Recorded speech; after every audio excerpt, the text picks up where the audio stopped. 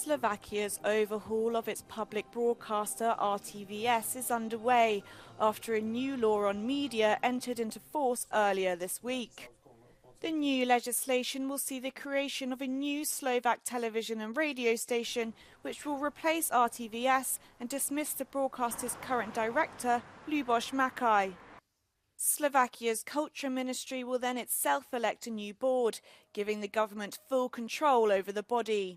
10. začína plénum Národnej rady. Predpokladám, že na začiatku schôdze sa zvolia radní, no a tí vypíšu výzvu na generálneho riaditeľa, ktorý predpokladám, že minimálne 21, ale pravdepodobne 30 dní do mesiaca majú spracovať projekty a tie budú verejne obhajovať vo verejnom hearingu.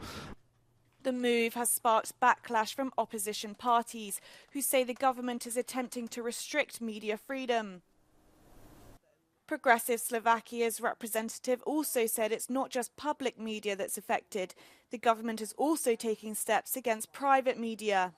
Also can see that the private owners of the media are blackmailed by the government in order to create also different approach to, for example, political debates in the TV.